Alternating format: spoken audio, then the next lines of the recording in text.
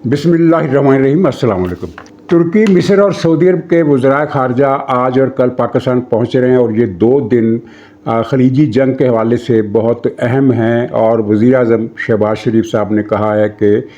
इन मुज़ाकरात के नतीजे में उम्मीद है कि हम कोई हल निकाल लेंगे। उम्मीद अच्छी है और दुआ करनी चाहिए कि ये उम्मीद पूरी हो, लेकिन अब मुज़ाकरात की कामयाबी का जो फार्मूला है वो यहाँ लागू नहीं हो पा रहा। ये एक मुश्किल सूरत हाल है जिसमें लगता है कि ये मुज़ाकरात की मश्क शायद या तो कारगर साबित नहीं हो सकेगी या फिर मामला लंबा हो जाएगा। और आज अमेरिका के वज़ीर ख़ारजा का बयान आया है कि बयान नहीं आया बल्कि उन्होंने मुख्तलिफ ममालिक के लीडरों से जो बातचीत की है उसमें कहा है कि मुआहदा होने में काफ़ी वक्त लग सकता है। अब इसका क्या मतलब है ये समझने की ज़रूरत है, इस पर बात करेंगे। और फिर कुछ डेवलपमेंट्स हुई हैं गल्फ़ वार के हवाले से, 5-6 अहम वाक़यात हुए हैं, उन पर भी हम बात करेंगे। तो आगाज़ करते हैं मुज़ाकरात का। मुज़ाकरात की कामयाबी का एक ही फार्मूला है और वो ये है कि कुछ लो और कुछ दो, जिसका दूसरा नाम है दरमियानी रास्ता। यानी ना उनकी बात पूरी मानी जाए ना इनकी बात पूरी मानी जाए, 2 बातें इनकी मान ली जाए, 2 बातें इनकी मान ली जाए और फिर एक दरमियानी रास्ते पर कंप्रोमाइज़ हो जाए। और इसी को कहते हैं कि कुछ लो कुछ दो, कुछ मुतालबात आप सरेंडर करें, कुछ मुतालबात हम सरेंडर करें, और इस तरह फिर ये मुज़ाकरात कामयाब होते हैं। यहाँ सूरत हाल इसलिए मुख्तलिफ है कि बुनियादी निकात ही दोनों मुल्कों ने अपने अपने पहले से तय कर लिए हैं और पीछे हटना दोनों के लिए ही मुमकिन नहीं है और ना ही कोई पीछे हटना चाहता है। मिसाल के तौर पर अमेरिका का जो मरकज़ी मुतालबा है, वैसे तो 15 नकात हैं लेकिन वो सब तफसील है। बुनियादी मुतालबात तो वही हैं कि ईरान की एटमी क़ुव्वत हर सूरत ख़त्म की जाएगी, यानी ईरान यूरेनियम हमारे हवाले करे और जितने भी उनके रिएक्टर हैं और या लेबार्ट्रियाँ हैं उनको न सिर्फ ये है कि बंद किया जाए बल्कि उनको डिसमेंटल किया जाए, तोड़ दिया जाए, ख़त्म कर दिया जाए। पिछले 30-35 बरस तक ईरान ने जो मेहनत की है उसको मलिया मेट कर दिया जाए। बाकी जो मुतालबात हैं उनमें हरमुज़ का इशू है, वो ज़ाहिर है सेकेंडरी है क्यों इससे जुड़ा हुआ है। अगर मरकज़ी मसला हल हो जाता है तो हरमुज़ का मसला भी, उसका हल निकलने की भी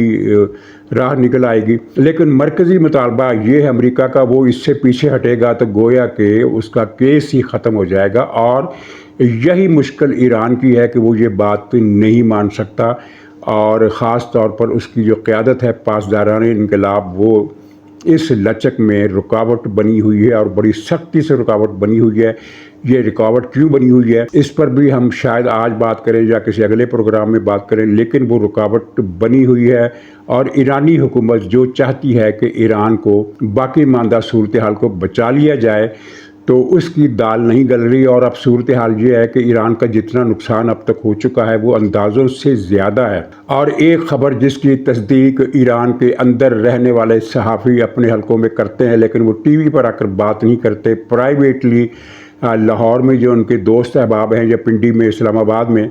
उनसे बात करते हैं और उस बात की तस्दीक करते हैं कि ईरान की मिलिट्री माइट 70% ख़त्म हो चुकी है। मिज़ाइलों की बात नहीं हो रही और ड्रोन तैयारों की बात नहीं हो रही।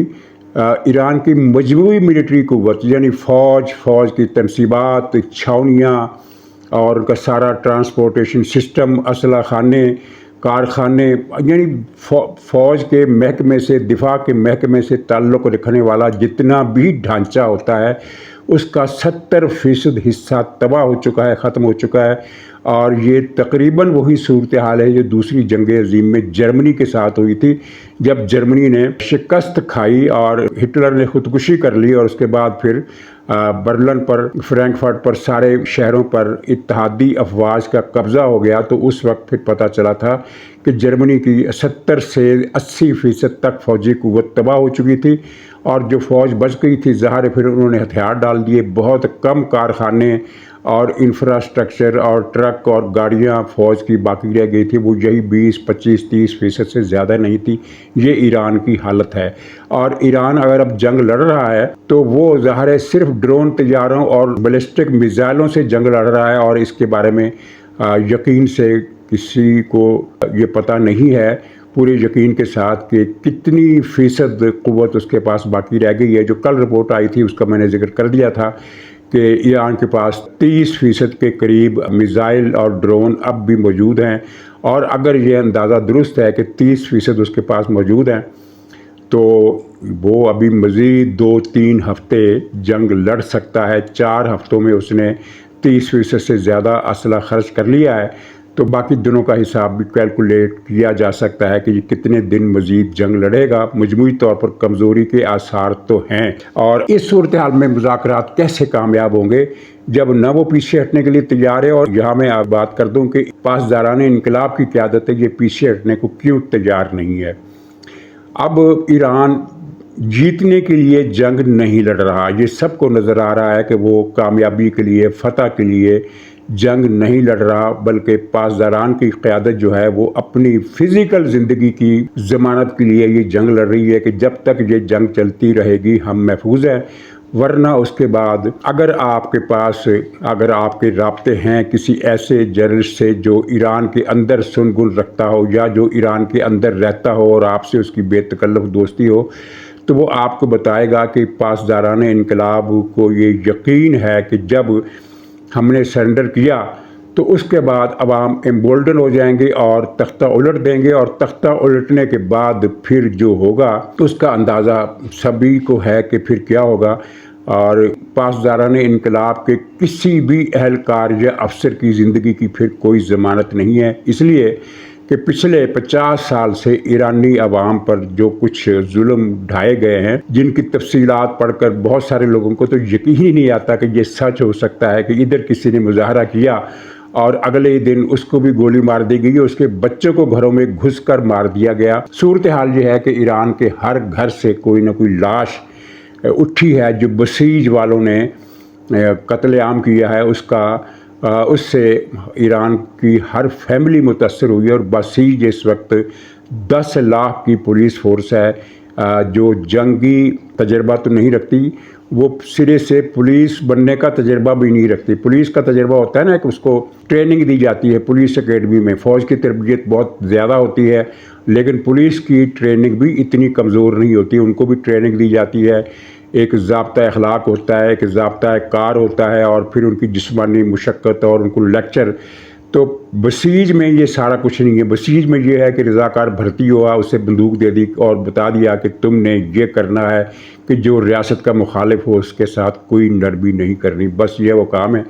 چنانچہ اس کی وجہ سے ظلم اور زیادتی کے واقعات اس شرح سے بھی بڑھ جاتے ہیں جتنی شرح سے حکومت نے سوچا ہوتا ہے کہ اتنی سختی کرنی ہے، تو ماتحت اس سے زیادہ سختی کرتے ہیں۔ پچھلے چند مہینے پہلے جو آخری ناکام بغاوت ہوئی ہے، تو اس کو جس طریقے سے کچلا گیا ہے وہ ایران والے جانتے ہیں، یا پھر وہ لوگ جانتے ہیں جنہوں نے ایران کے واقعات کو قریب سے دیکھا ہے اور ان ساری رپورٹوں کا مشاہدہ کیا ہے۔ تو اس صورتحال میں پاسداران انقلاب کو پتہ ہے، بلکہ علماء کرام کو بھی پتہ ہے، مدرسوں کے منتظمین کو بھی پتہ ہے کہ پھر ہم میں سے کوئی ایک بھی نہیں بچے گا۔ تو یہ ایران اب غلبے کی جنگ نہیں لڑ رہا، اس نے 50 سال تیاری تو غلبے کی جنگ کی تھی کہ پورے مڈل ایسٹ پر غلبہ ہوگا، لیکن اب وہ غلبے کی جنگ نہیں لڑ رہا، اب وہ فتح کی جنگ بھی نہیں لڑ رہا، اب وہ صرف وقت گزارنے کی جنگ لڑ رہا ہے کہ جب تک جان بچ سکتی ہے بچائی جائے، اور جان بچنے کا ایک ہی طریقہ ہے کہ جنگ کو لمبا کیا جائے۔ اور ہمارے ہاں کچھ دانشور بیٹھ کر یہ بات کرتے ہیں کہ ایران دراصل لمبی جنگ کر کے امریکہ کو تھکانا چاہتا ہے، تو ابھی امریکہ کا وہ زوال کا مرحلہ اللہ کرے جلدی آئے، لیکن ابھی امریکہ کے زوال کا وہ مرحلہ نہیں آیا کہ جس میں امریکہ اتنی جلدی تھک جائے۔ اور ہمیں تو اس بات پر بھی خوش فہمی ہو جاتی ہے کہ امریکہ کے اندر سے ٹرمپ کی مخالفت بڑھ رہی ہے۔ بات یہ ہے کہ اس سے پہلے 1 افغان جنگ ہوئی امریکہ کے حوالے سے اور 2 عراق جنگیں ہوئیں، لیکن تینوں جنگوں میں امریکی اسٹیبلشمنٹ اور حکومت کی مخالفت کی شرح یہی تھی جو اب بھی ہے۔ اور جو بات سمجھنے کی ہے وہ یہ ہے کہ امریکی حکومت، ٹرمپ اور اسٹیبلشمنٹ، فوجی اسٹیبلشمنٹ یعنی پینٹاگان اور وہ پورا ڈیپ اسٹیٹ ایران کے بارے میں متحد الخیال ہیں کہ اس سے ایٹمی طاقت بننے کی صلاحیت کو مستقلاً ختم کیا جائے گا۔ تو اب آپ خود اندازہ کریں، ایسا سوچیں کہ پتہ چلے کہ کیا رستہ نکل سکتا ہے۔ فی الحال تو کوئی رستہ نکلتا ہوا نظر نہیں آ رہا، جبکہ امریکہ کی طرف سے تیاریاں جاری ہیں اور ان کا ایک جہاز، کل سینٹ کام کا بیان آیا ہے کہ وہ جو USS ٹریپولی تھا وہ 3500 میرین لے کر سینٹ کام کے ایریا آف رسپانسبلٹی میں داخل ہو گیا ہے، یعنی وہ ایریا جس کو ہم جنگ کا امریکی ایریا کہہ سکتے ہیں، اور اس میں ڈیگو گارشیا سے لے کر خلیج عمان تک کا اور ادھر بحیرہ روم سے لے کر بحیرہ کلزم تک کا جو سارا علاقہ ہے یہ امریکہ کا میدان جنگ کہا جاتا ہے، تو اس میں داخل ہو گیا ہے۔ اور پھر ایک اور طیارہ بردار جہاز جس میں 80 جنگی طیارے، فائٹر طیارے، بمبار طیارے 80 موجود ہیں، وہ بھی اب گلف کی طرف چل پڑا ہے اور چند دنوں تک وہ بھی پہنچ جائے گا۔ اور یہ صورتحال ہے کہ امریکہ کی طرف سے جنگ کو بڑا کرنے کی تیاریاں کسی وقفے کے بغیر جاری ہیں۔ اور یہ دوسری ایک اطلاع سینٹ کام کی طرف سے آئی ہے، بڑی اہم اطلاع ہے، لیکن اس پر پوری طرح کیسے یقین کیا جا سکتا ہے؟ اس سینٹ کام کا بیان ہے کہ اب یہ جو آبنائے ہرمز ہے اس میں جہازوں کے لیے خطرے کے دن گئے، خطرے کے دن اب ختم ہو گئے، اب جہاز آ جا سکتے ہیں۔ ہم نے ایران کی نیول فورسز کا خاتمہ کر دیا ہے، نیول تھریٹس کا خاتمہ کر دیا گیا ہے، اور یہ امریکی سینٹ کام کا بیان ہے۔ اگر یہ بیان صحیح ہے تو پھر آبنائے ہرمز میں جہازوں کی آمد و رفت شروع ہو جانی چاہیے، لیکن وہ آمد و رفت ابھی شروع نہیں ہوئی اور شروع ہو بھی نہیں سکتی۔ مجھے تو نہیں لگتا کہ شروع ہوگی، اس لیے کہ ٹھیک ہے آپ نے نیول بیسز کا خاتمہ کر دیا، یعنی خلیج فارس میں جہاں جہاں ایرانی فوجی قوت تھی، جہاں ایرانی جہاز تھے، جہاں ایران کی کمین گاہیں تھیں، جہاں ایران کے توپ خانے، میزائل خانے گڑے ہوئے تھے، وہ سارے آپ نے ختم کر دیے۔ لیکن ایران کے اندر میزائل اور ڈرون داغنے والے اڈے تو بدستور موجود ہیں، پہلے سے کم ہو گئے ہوں گے لیکن موجود ہیں، اور وہ مسلسل میزائل داغ رہا ہے۔ کل کافی دنوں کے بعد، بہت دنوں کے بعد ایران نے متحدہ عرب امارات پر 20 بیلسٹک میزائلوں سے حملہ کیا۔ اس سے پہلے ان کی تعداد 3 4 سے لے کر 6 7 بلکہ ایک دن 8 تک بھی تھی، لیکن 6 7 3 4 5 6 8 اس طرح کی تعداد تھی۔ اب یکا یک اس نے 20 بیلسٹک میزائل داغے، اگرچہ امارات کا جو ڈیفنس سسٹم ہے وہ پہلے سے بہتر ہوتا جا رہا ہے، اور وہ 20 کے 20 میزائل امارات نے گرا دیے، ان میں سے کوئی ایک بھی ہٹ نہیں کر سکا، لیکن 20 کی گنتی پر غور کرنے کی ضرورت ہے۔ تو مطلب یہ ہے کہ جب ان کے پاس یہ میزائل ہیں، چھوٹی مار کے بھی، راکٹ بھی، اور خاص طور پر ڈرون طیارے، کیونکہ بحری جہازوں کو ہٹ کرنے کے لیے بڑے میزائل نہیں چلائے جاتے بالعموم، بحری جہازوں کو یا کشتیوں کو ہٹ کرنے کے لیے ایران زیادہ تر ڈرون طیارے استعمال کرتا ہے، اور ڈرون طیارے اڑا رہا ہے، اس کے پاس موجود ہیں۔ بلکہ یوکرائن کی حکومت کا یہ کہنا ہے کہ روس کی طرف سے ایران کو ڈرون طیاروں کی سپلائی جاری ہے، یعنی اگر ایران کے اپنے ڈرون سارے بھی ختم ہو جائیں تب بھی اس کو روس کی طرف سے سپلائی جاری رہے گی۔ تو کہنے کا مطلب یہ ہے کہ ان اتنے ڈرونز کی موجودگی میں کوئی یہ دعویٰ کیسے کر سکتا ہے کہ آبنائے ہرمز جو ہے وہ جہازوں کے لیے کھل گئی ہے اور اب کوئی خطرہ باقی نہیں رہا؟ تو بہرحال اس دعوے کی صداقت کا 2 4 دن میں پتہ چل جائے گا۔ تو ذکر ہو رہا تھا ایران کے نقصانات کا،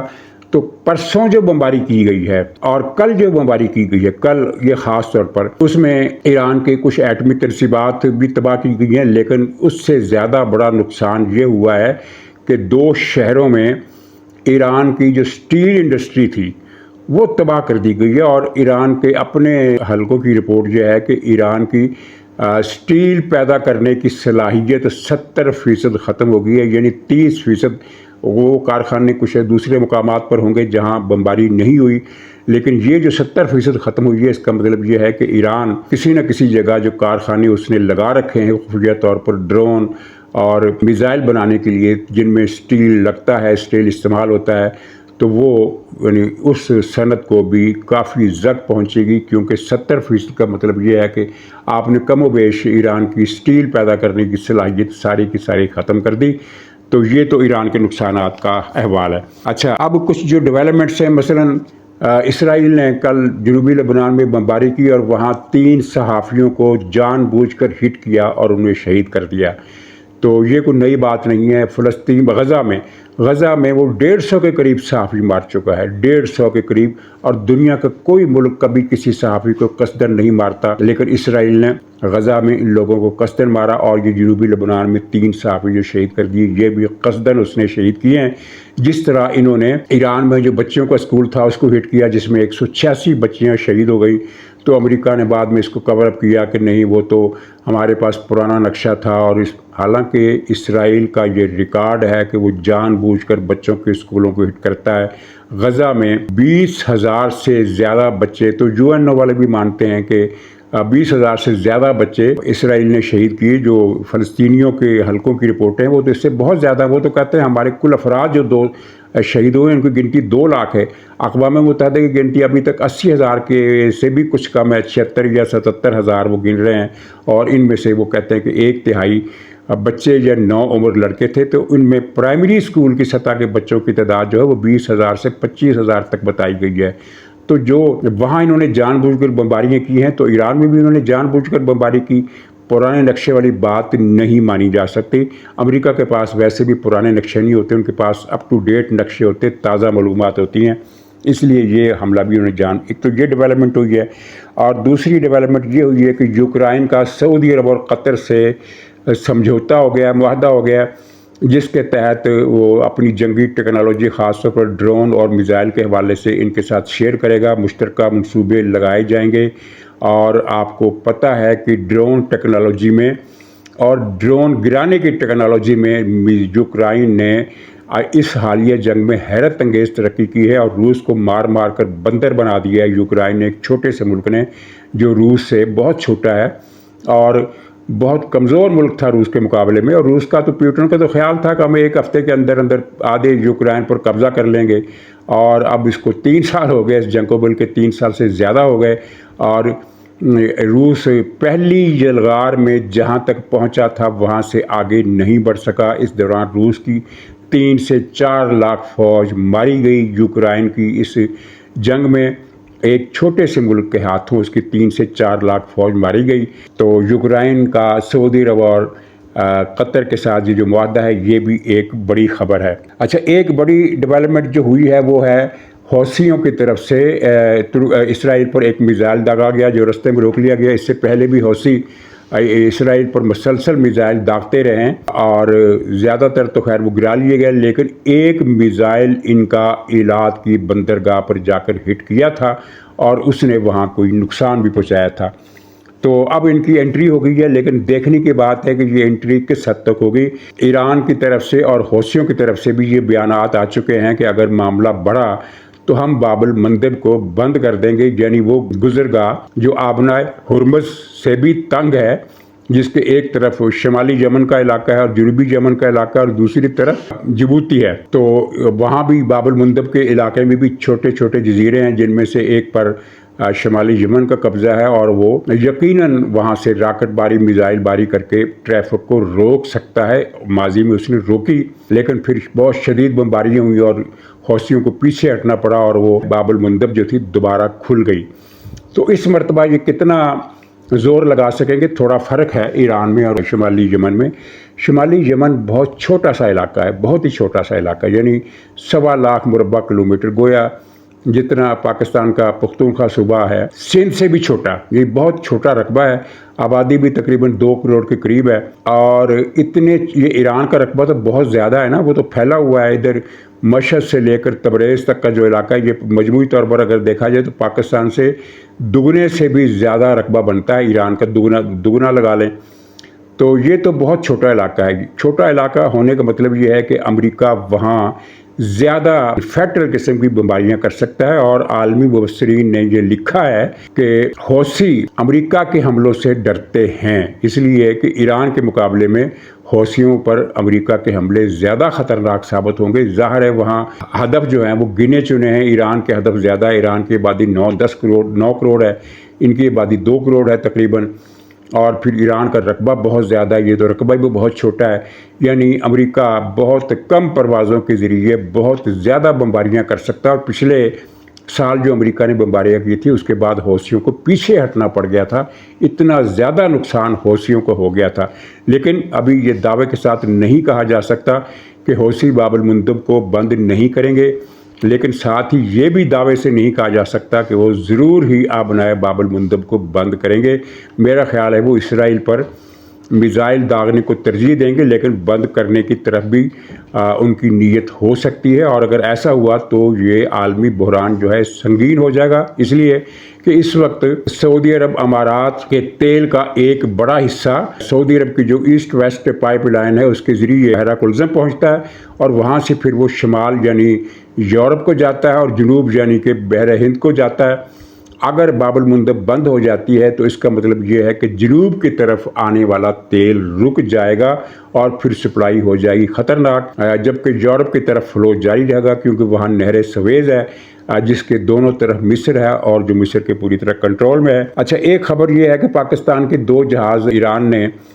تیل لینے کے لیے آنے کی اجازت دے دی، اور وہ تیل لے کر کل یا پرسوں پاکستان پہنچ رہے ہیں۔ تو یہ خبر اتنی کوئی انکشاف انگیز خبر نہیں ہے، کیونکہ یہ تو خبر پہلے آ چکی ہے کہ ایران نے پاکستان کو تیل کی جو پابندیاں ہیں جو بھی ہرمز والی، وہ پاکستان کو ان سے چھوٹ دے دی ہے۔ لیکن یہ خبر میں نے اس لیے بیان دی کہ 2-3 دن پہلے ایک ٹرمپ کا بیان آیا تھا جس کو ہمارے تجزیہ نگاروں نے صحیح سمجھ لیا تھا، سچ سمجھ لیا تھا، اور اس پر پھر انہوں نے طرح طرح کے پروگرام بنائے،